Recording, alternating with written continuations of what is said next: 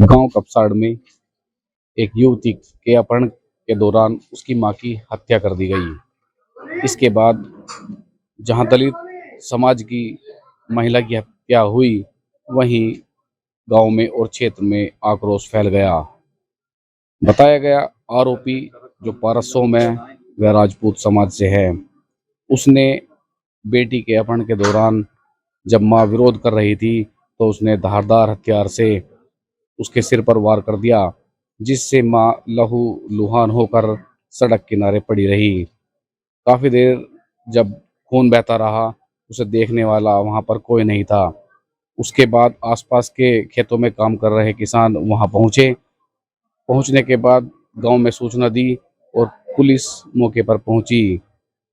इसके बाद महिला को मोदीपुरम के एसडीएस ग्लोबल जो हॉस्पिटल है उसमें भर्ती कराया गया, जहां उसकी शाम करीब 4 बजे मौत हो गई। बृहस्पतिवार सुबह 8 बजे जब युवती का अपहरण हुआ, उसके बाद से क्षेत्र में सियासत गर्मा गई। यही नहीं, शासन स्तर तक जब यह मामला पहुंचा तो बसपा सुप्रीमो मायावती ने भी इसको लेकर कड़ी संवेदना व्यक्त की और दलितों पर हो रहे अत्याचार को लेकर भाजपा सरकार पर सवाल उठाए। इसके बाद सपा सुप्रीमो अखिलेश यादव ने भी एक्स पर ट्वीट किया और इन घटनाओं पर भाजपा सरकार को जिम्मेदार ठहराया।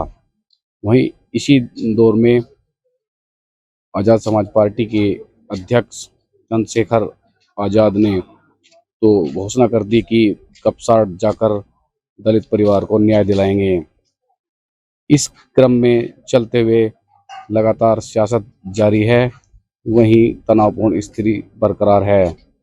गांव में पुलिस फोर्स तैनात की गई है।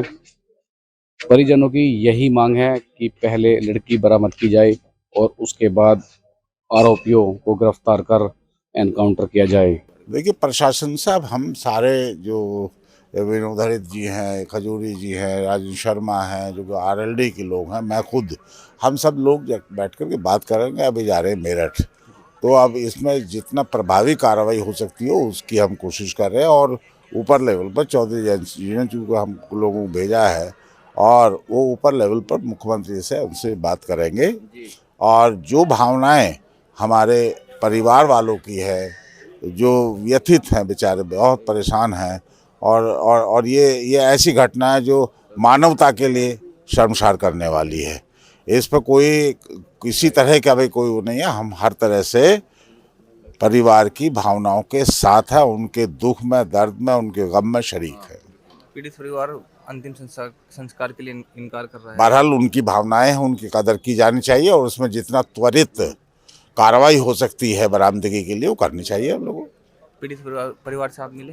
हाँ, हम लोग मिले हैं, इसीलिए कह रहा हूँ उनकी जो भावना है उनके साथ है हम। और अभी जा कर के अधिकारियों से बात करेंगे, और वो इसलिए चूँकि हम इस सरकार के भी एलाई हैं और आरएलडी के हम सब पूरी टीम उनके परिवार के साथ में खड़ी हुई है। विनोद कुमार हरित, पूर्व विधायक। क्या मामला है सामने आया है? नहीं, मामला तो आप लोगों को सबको पता ही है कि मतलब जो इतना बड़ा हत्याकांड हुआ है, उसे मार भी दिया उसकी माँ को और उसकी लड़की को उठा के ले गए। इससे बड़ी घटना तो हो ही नहीं सकती। और इसमें अब तक जो है लड़की बरामद नहीं हुई, ये बहुत गंभीर मामला है। आप सरकार की, आपकी पार्टी सहयोगी है, अब क्या आश्वासन आपने? नहीं, हम सरकार के सहयोगी, ये बिल्कुल बात सही है, लेकिन हम भी वही चाहेंगे जो परिवार के लोग चाह रहे हैं।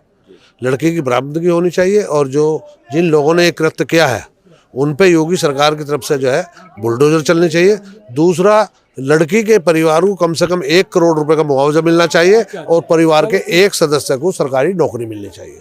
अभी अधिकारियों ने क्या आश्वासन दिया? अभी डीएम साहब मिले थे, लेकिन अभी बातचीत नहीं हो पाई। अभी हम प्रयास कर रहे हैं अधिकारियों से मिलने का। माननीय विधायक गुलाम मोहम्मद जी, नरेंद्र खजूरी जी और हमारे पूर्व विधायक राजेंद्र शर्मा जी, हम तमाम लोग यहाँ आए हुए हैं और बैठ के जल्द ही जो है अधिकारियों से बात करेंगे और दबाव बनाएंगे कि लड़की जल्दी से जल्द बरामद हो। गांव कपसाड़ में युवती के अपहरण के दौरान उसकी मां सुनीता की हत्या कर दी गई।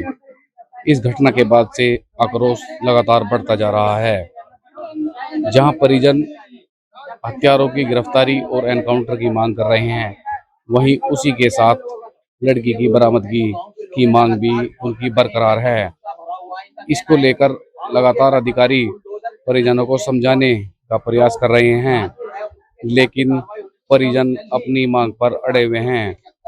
इस घटना के संबंध में डीआईजी, डीएम और एसएसपी करीब सुबह 10:30 बजे परिजनों के घर पहुंचे। करीब 3 घंटे चली वार्ता के बाद भी परिजन अंतिम संस्कार करने को तैयार नहीं है। उनका कहना है कि योगी सरकार की जो कार्रवाई है वो इन आरोपियों पर भी होनी चाहिए।